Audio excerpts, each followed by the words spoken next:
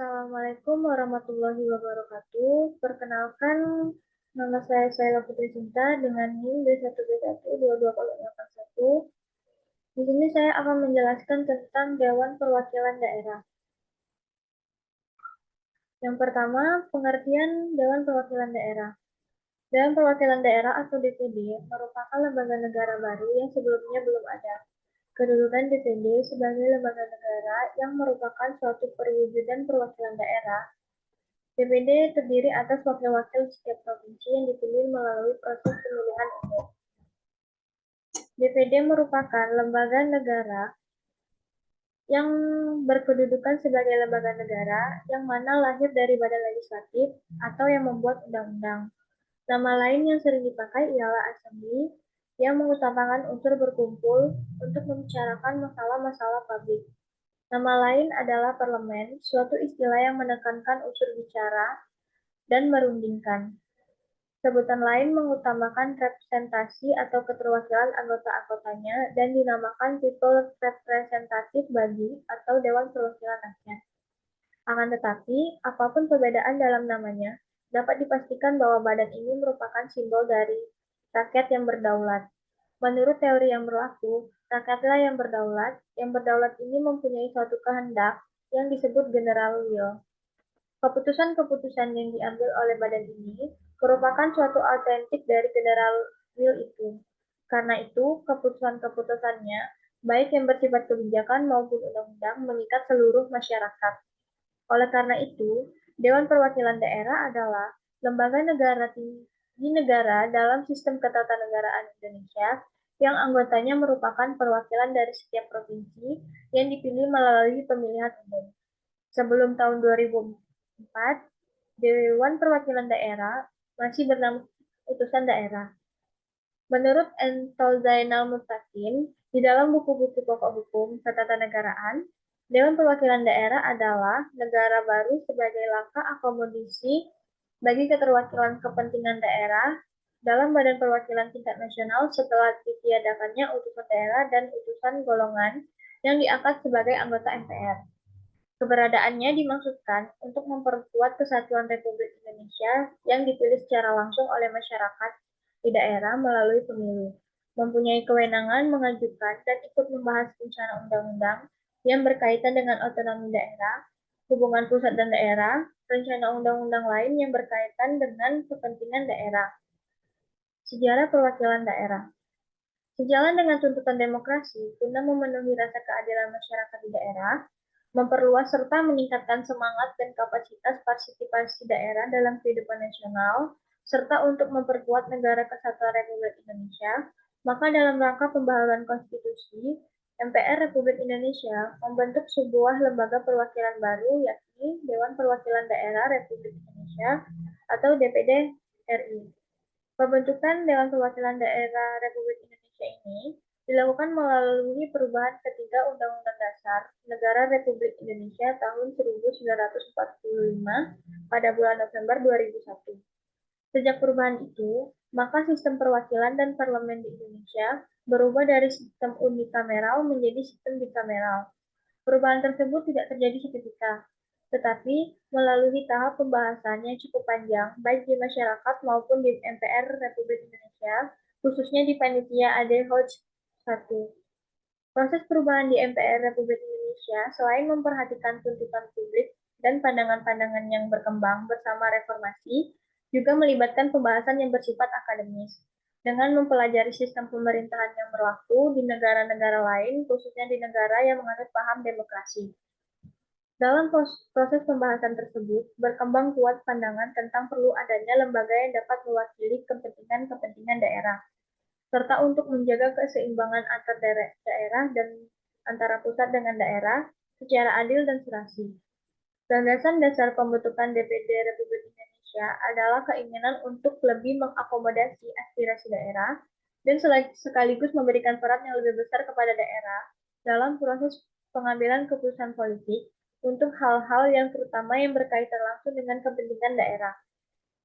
Keinginan tersebut berangkat dari indikasi yang nyata bahwa pengambilan keputusan yang bersifat sentralistik pada masa lalu ternyata lebih mengakibatkan ketimpangan dan rasa ketidakadilan, dan memberikan indikasi ancaman keutuhan wilayah negara dan persatuan nasional. Keberadaan utusan daerah dalam keanggotaan MPR Republik Indonesia selama ini dianggap tidak memadai untuk menjawab tantangan-tantangan tersebut. Fungsi Dewan Perwakilan Daerah.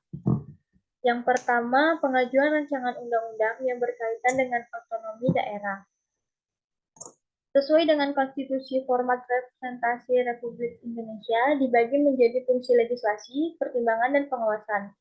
Untuk itu, mengenai fungsi Dewan Perwakilan Daerah dibentuk sebagai lembaga negara, tetapi dengan fungsi hampir tidak berarti. Dengan perubahan secara adendum, maka Undang-Undang Dasar 1945 yang asli tetap menjadi landasan utama, sehingga perubahan-perubahannya dilakukan melalui penyisiran atas setiap pasal yang mana ada pasal yang harus diubah. Yang pertama, pengajuan rancangan yang berkaitan dengan otonomi daerah, hubungan pusat daerah, pembentukan dan pemekaran serta penggabungan daerah, pengelolaan sumber daya alam dan sumber daya ekonomi lainnya, serta berkaitan dengan perimbangan keuangan pusat daerah kepada DPR. Yang kedua, ikut dalam pembahasan rancangan undang-undang yang berkaitan dengan otonomi daerah. Hubungan pusat dan daerah ini pembentukan dan pemekaran penggabungan daerah, pengelolaan sumber daya alam dan sumber daya ekonomi lainnya, serta pertimbangan keuangan pusat dan daerah. Yang ketiga, memberikan pertimbangan kepada DPR atas rancangan undang-undang APBN, yang merupakan rancangan yang berkaitan dengan pajak, pendidikan, agama, serta pengawasan atas pelaksanaan undang-undang mengenai otonomi daerah, hubungan pusat dan daerah, pengelolaan sumber daya alam, dan sumber daya ekonomi lainnya yang berkaitan dengan pelaksanaan APBN. Fungsi yang dimaksud pada ayat 1 dijalankan dalam rangka perwakilan daerah. Dari pasal ini, bahwasannya Dewan Perwakilan Daerah memiliki dua makna historis, yaitu DPD sebagai lembaga negara atau kekuasaan legislatif dan lembaga konstitusional. Dewan Perwakilan Daerah disebut sebagai lembaga negara karena sejak keberadaannya diamandemenkannya Undang-Undang Dasar 1945 diberlakukan, DPD sebagai lembaga konstitusional karena DPD memiliki tiga fungsi. Yang pertama fungsi legislasi, yang kedua fungsi representasi, yang ketiga fungsi pengawasan. Fungsi legislasi yaitu dapat mengajukan kepada DPR rancangan undang-undang, ikut membahas rencana undang-undang keduanya yang berkaitan dengan otonomi daerah, hubungan pusat dan daerah, pembentukan dan pemekaran serta penggabungan daerah, pengelolaan sumber daya ekonomi lainnya, serta berkaitan dengan perimbangan keuangan pusat dan daerah. Yang kedua, fungsi representasi memberikan pertimbangan kepada DPR atas rancangan undang-undang APBN, pajak, pendidikan dan agama, dan memberikan pertimbangan kepada DPR dalam pemilihan anggota BPK. Yang ketiga, fungsi pengawasan atau kontrol, yaitu dapat mengawasi atas pelaksanaan undang-undang di bidang tertentu dan menyampaikan hasil pengawasannya kepada DPR sebagai bahan pertimbangan untuk ditindaklanjuti, serta menerima hasil keuangan negara yang dilakukan oleh BPK. Selanjutnya, hak anggota DPD. Beberapa hak yang didapatkan oleh anggota DPD adalah sebagai berikut. Yang pertama, hak anggota. Berdasarkan Undang-Undang Nomor 27 Tahun 2009 tentang Majelis Permusyawaratan Rakyat, Dewan Perwakilan Rakyat, Dewan Perwakilan Daerah, dan Dewan Perwakilan Rakyat Daerah Pasal 232, hak anggota DPD mencakup yang pertama, hak bertanya, yang kedua, hak menyampaikan usul dan pendapat. Hak anggota DPD untuk mendapatkan keleluasaan dalam menyampaikan suatu usul dan pendapat, baik kepada pemerintah maupun kepada DPD itu sendiri, sehingga ada jaminan kemandirian sesuai dengan panggilan hati nurani dan kredibilitasnya. Yang ketiga, hak memilih dan dipilih. Yang keempat, hak membela diri. Yang kelima, hak imunitas. Hak imunitas atau kekebalan hukum anggota DPD adalah hak untuk tidak dapat dituntut di depan muka pengadilan karena penyelesaian dan pendapat yang disampaikan dalam rapat anggota DPD dengan pemerintah sesuai dengan peraturan perundang-undangan. Yang keenam, hak protokoler. Hak anggota DPD untuk memperoleh penghormatan dan berkenalan dengan jabatan dalam acara-acara kenegaraan atau secara resmi dalam menjalankan tugasnya. Yang terakhir, hak keuangan dan administratif. Anggota DPD memperoleh timbal balik dari apa yang telah dikerjakan sebagai anggota DPD serta memperoleh hal-hal yang dibutuhkan dalam administrasi. Selanjutnya, tugas dan wewenang Dewan Perwakilan Daerah. Tugas dan wewenang DPD tercantum dalam Undang-Undang Republik Indonesia Nomor 17 Tahun 2014, yaitu yang pertama, mengajukan rencana undang-undang kepada DPR terkait dengan otonomi daerah, hubungan pusat dan daerah, pembentukan dan pemekaran, serta penggabungan daerah, pengelolaan sumber daya alam atau SDA, dan sumber daya ekonomi lain yang berkaitan dengan pertimbangan keuangan pusat dan daerah. Ikut membahas rencana undang-undang yang berkaitan dengan hal nomor pertama, DPD memberikan pertimbangan kepada DPR tentang rencana undang-undang APBN dan rencana undang-undang yang berkaitan dengan pajak, pendidikan, dan agama. DPD juga bertugas dan berwenang menyusun sekaligus menyampaikan daftar inventaris masalah rencana undang-undang yang berasal dari DPR atau Presiden. DPD melakukan pengawasan atau pelaksanaan undang-undang terkait otonomi daerah, pembentukan, pemekaran, dan penggabungan daerah, hubungan pusat dan daerah, pengelolaan sumber daya alam dan sumber daya ekonomi lain, pelaksanaan APBN, pajak, pendidikan, dan agama. DPD juga menyampaikan hasil pengawasan sebagaimana yang dimaksud pada nomor 5 kepada DPR sebagai bahan pertimbangan untuk ditindaklanjuti. DPD menerima hasil pemeriksaan atas keuangan negara dari Badan Pemeriksa Keuangan atau BPK sebagai bahan pertimbangan kepada DPR tentang rencana undang-undang yang berkaitan dengan APBN. DPD juga memberikan pertimbangan kepada DPR dalam pemilihan anggota BPK. DPD menyusun program legislasi nasional terkait otonomi daerah, hubungan pusat dan daerah, pembentukan dan pemekaran, serta penggabungan daerah, pengelolaan sumber daya alam, dan sumber daya ekonomi lainnya. Selanjutnya, sidang dan alat kelengkapan DPD. Pelaksanaan sidang DPD telah ditentukan dalam pasal 22C Undang-Undang Dasar 1945 ditentukan bahwa yang pertama, anggota DPD dipilih dari setiap provinsi melalui pemilihan umum. Yang kedua, anggota DPD dari setiap provinsi jumlahnya sama dan jumlah seluruh anggota DPD itu tidak lebih dari sepertiga jumlah anggota DPR. Yang ketiga, DPR bersidang sedikitnya sekali dalam setahun. Yang keempat, susunan dan kedudukan DPD diatur dengan undang-undang. Seperti halnya anggota DPR, maka menurut ketentuan pasal 22D ayat 4 Undang-Undang Dasar 1945, anggota DPD dapat diberhentikan dari jabatannya yang syarat-syarat dan tata caranya diatur dalam undang-undang melalui mekanisme check and balance di antara cabang-cabang kekuasaan eksekutif, legislatif, dan yudikatif. Namun, di sisi lain, menafikan munculnya sistem perwakilan dua kamar yang memungkinkan terwujudnya obsesi tersebut. Adapun alat-alat kelengkapan DPD di antaranya yang pertama Komite 1. Komite 1 DPD Republik Indonesia yaitu alat kelengkapan Dewan Perwakilan Daerah yang mempunyai lingkup tugas dan otonomi daerah, hubungan pusat dan daerah, serta pembentukan, pemekaran, dan penggabungan daerah.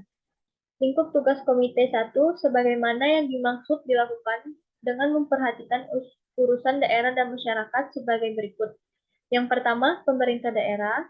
Yang kedua, hubungan pusat dan daerah, serta antar daerah. Yang ketiga, permukiman dan kependudukan. Yang keempat, pertanahan dan kelola ruang. Yang kelima, politik, hukum, hak asasi manusia, dan ketertiban umum. Dan yang terakhir, permasalahan daerah di wilayah perbatasan negara. Yang kedua, Komite 2. Komite 2 DPR Republik Indonesia yaitu alat kelengkapan DPD RI yang bersifat tetap yang mempunyai lingkup tugas pada pengelolaan sumber daya alam dan pengelolaan sumber daya ekonomi lainnya. Lingkup tugas Komite 2 sebagaimana yang dimaksud dilakukan dengan memperhatikan urusan daerah dan masyarakat sebagai berikut. Yang pertama, pertanian dan perkebunan. Yang kedua, perhubungan. Yang ketiga, kelautan dan perikanan. Yang keempat, energi dan sumber daya mineral. Yang kelima, kehutanan dan sekeliling yang terkait hidup. Yang keenam, pemberdayaan ekonomi kerakyatan dan daerah yang tertinggal. Yang ketujuh, perindustrian dan perdagangan. Yang kedelapan, penanaman modal. Dan yang terakhir, pekerjaan umum. Yang ketiga, Komite 3. Komite 3 DPD yaitu alat kelengkapan DPD yang bersikap tetap, yang mempunyai lingkup tugas pada pendidikan dan agama. Lingkup tugas Komite 3 sebagaimana yang dimaksud dengan memperhatikan urusan daerah sebagai berikut. Yang pertama, pendidikan, agama, kebudayaan, pariwisata, pemuda dan olahraga, kesejahteraan sosial, pemberdayaan perempuan dan perlindungan anak, tenaga kerja dan transmigrasi, ekonomi kreatif, administrasi kependudukan atau pencatatan sipil, dan yang terakhir, pengendalian kependudukan dan keluarga berencana. Yang keempat, Komite DPD RI yang bersikap tetap, yang mempunyai lingkup tugas pada rancangan undang-undang yang berpadaan dengan APBN. Perimbangan keuangan pusat dan daerah memberikan pertimbangan hasil pemeriksaan keuangan tersebut dalam pemilihan anggota BPK, pajak, dan usaha mikro, kecil, dan menengah. Lingkup tugas Komite 4 sebagaimana yang dimaksud dengan memperhatikan urusan daerah dan masyarakat sebagai berikut. Yang pertama, lebih kurang argumen dan belanja negara, pajak dan pungutan lain, perimbangan keuangan pusat dan daerah, pertimbangan hasil pemeriksaan keuangan negara, dan pemilihan anggota BPK, dan yang terakhir lembaga keuangan. Selanjutnya, Panitia Perancangan Undang-Undang atau PPPU dibuat oleh DPD yaitu sebagai alat kelengkapan DPD yang bersikap tetap dan mempunyai tugas. Yang pertama, merencanakan dan menyusun program serta urutan prioritas pembahasan usul rancangan undang-undang bagi satu masa keanggotaan DPD dan setiap tahun anggota anggaran yang membahas usul rancangan undang-undang berdasarkan program prioritas yang telah ditetapkan. Yang kedua, melakukan keaktifan pembahasan harmonisasi, pembulatan, dan pemantapan konsepsi usul rancangan undang-undang yang diadakan oleh DPD. Yang ketiga, melakukan pembahasan, pengubahan, atau penyempurnaan rancangan undang-undang yang secara khusus oleh panitia musyawarah atau sidang untuk melakukan pembahasan terhadap rancangan undang-undang dari DPR atau Presiden yang secara khusus ditugaskan oleh panitia musyawarah atau sidang paripurna. Selanjutnya, melakukan koordinasi, konsultasi, dan evaluasi dalam rangka mengikuti perkembangan materi usul rancangan undang-undang yang sedang dibahas oleh komite. Melakukan evaluasi terhadap program penyusunan rancangan undang-undang, serta melakukan tugas atas keputusan sidang paripurna. Mengusulkan kepada panitia musyawarah yang dipandang perlu bagi dimasukkan dalam perkara DPD, serta menyelenggarakan persiapan pembahasan dan penyusunan rencana undang-undang yang tidak menjadi lingkup tugas komite. Selanjutnya, panitia urusan rumah tangga PURT, yaitu alat kelengkapan DPD RI yang mempunyai tugas yang pertama menolong kepemimpinan dalam pemilihan kebijakan rumah tangga DPD RI, termasuk kesejahteraan anggota dan pegawai Sekretariat Jenderal. Menolong pimpinan dan dalam melakukan pengawasan dan pelaksanaan tugas dan kewajiban yang dilakukan oleh Sekretariat Jenderal, termasuk pengelolaan anggota DPD RI di daerah. Menolong pimpinan dalam merencanakan dan menyusun kebijakan lebih kurang DPD. Mengawasi pengelolaan lebih kurang yang dilakukan oleh Sekretariat Jenderal, mewakili pimpinan melakukan koordinasi dalam rangka pengelolaan sarana dan prasarana daerah gedung perkantoran MPR, DPR, dan DPD. Melakukan tugas lain yaitu berkomunikasi dengan persoalan kerumah tanggaan DPD yang ditugaskan oleh pimpinan berdasarkan hasil sidang musyawarah. Selanjutnya, menyampaikan laporan kinerja pada sidang paripurna yang dikhususkan diadakan pada hari itu.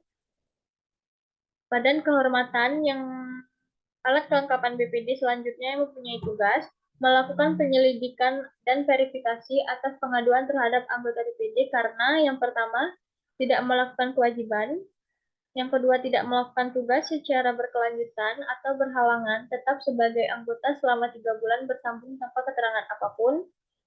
Yang ketiga, tidak menghadiri sidang paripurna atau rapat alat kelengkapan DPD yang menjadi tugas dan kewajibannya sebanyak 6 kali yang bersambung tanpa gagasan yang sah. Yang keempat, tidak lagi memenuhi syarat sebagai yang akan menjadi anggota sesuai dengan peraturan perundang-undangan mengenai pemilihan umum. Yang kelima, melanggar ketetapan langgaran anggota. Selanjutnya, badan bekerja sama parlemen yaitu kelengkapan DPD yang bersifat tetap dan mempunyai tugas. Yang pertama, membina dan mengembangkan persahabatan kerjasama selain DPD dan menjaga sejenis lembaga pemerintah ataupun lembaga non-pemerintah adil secara regional maupun internasional atas penugasan sidang paripurna atau dasar koordinasi dengan panitia permusyawarah dan komite. Mengkoordinasikan keaktifan lawatan kerja yang dilakukan oleh alat kelengkapan adil regional maupun internasional. Mempersiapkan hal-hal yang berkomunikasi dengan lawatan legalasi lembaga negara sejenis yang menjadi tamu DPD. Memberikan saran dan usul kepada DPD tentang lembaga negara sejenis, adil secara regional maupun internasional. Panitia Akuntabilitas Publik atau PAP dibuat oleh DPD yaitu yang mempunyai tugas melakukan penelaahan dan menindaklanjuti temuan BPK yang berindikasi kerugian negara secara melawan hukum, menampung dan menindaklanjuti pengaduan masyarakat terkait dugaan korupsi dan administrasi dalam pelayanan publik. Selanjutnya, pengisian DPD. Pengisian anggota Dewan Perwakilan Daerah dalam Undang-Undang Republik Indonesia Nomor 7 Tahun 2017 dan Putusan Mahkamah Konstitusi Nomor 30 PPU 2018 serta Putusan Mahkamah Agung Republik Indonesia Tahun 65 PHUM 2018, adanya Peraturan KPU Nomor 26 Tahun 2018 yang dikeluarkan oleh KPU menimbulkan persoalan terkait persyaratan pencalonan anggota DPD.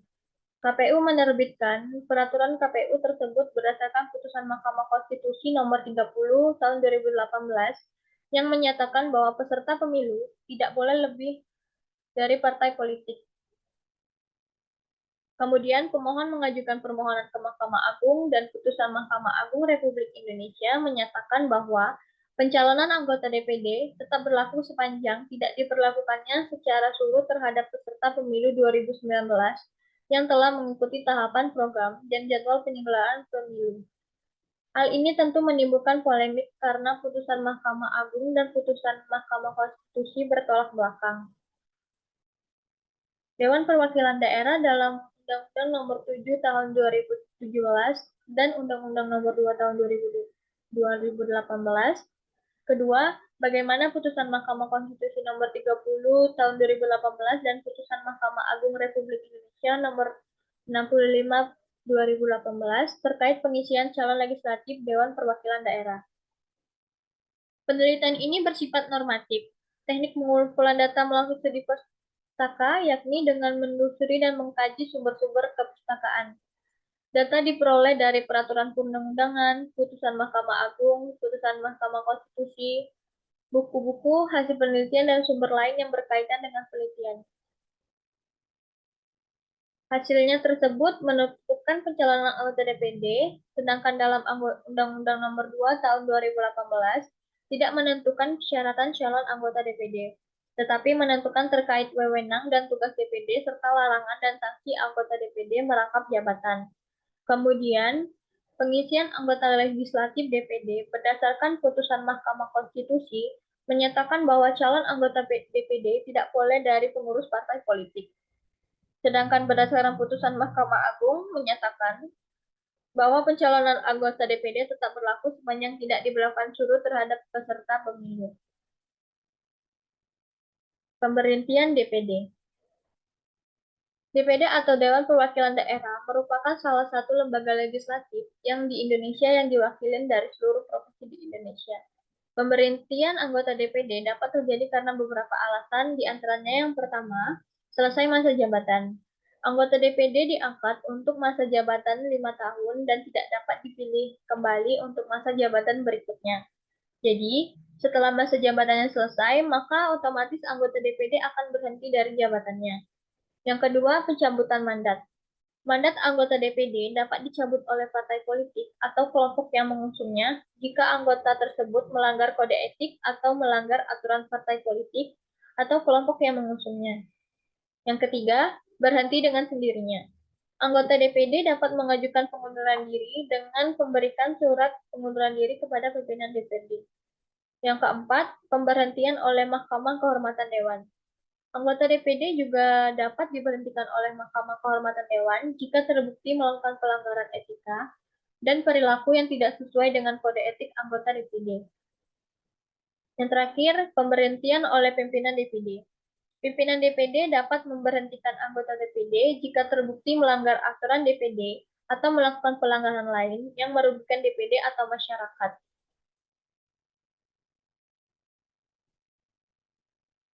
Baiklah, yang terakhir kesimpulan. DPD memiliki fungsi dan tugas dan wewenang sesuai dengan susunan dari keanggotaan DPD. DPD adalah lembaga tinggi negara dalam sistem ketatanegaraan Indonesia yang anggotanya dipilih melalui pemilihan umum dari perwakilan setiap provinsi. Anggota Dewan Perwakilan Rakyat daerah dari setiap provinsi tersebut tidak lebih dari sepertiga jumlah anggota DPR. DPR paling sedikit bersidang sekali dalam 1 tahun. Dalam susunan dan kedudukan Dewan Perwakilan Daerah diatur dalam pasal 22C ayat 1, 2, 3, dan 4 Undang-Undang Negara Republik Indonesia tahun 1945. DPD lahir pada tanggal 1 Oktober 2004 ketika 128 anggota DPD yang terpilih untuk pertama kalinya dilantik dan diambil sumpahnya. Pada awal pembentukannya, masih banyak tantangan yang dihadapi oleh DPD. Tantangan tersebut mulai dari wewenangnya yang dianggap jauh dari memadai untuk menjadi kamar kedua yang efektif dalam sebuah parlemen bikameral. Baiklah, demikian penjelasan mengenai Dewan Perwakilan Daerah. Saya mohon maaf bila ada salah kata. Saya akhiri. Wassalamualaikum warahmatullahi wabarakatuh.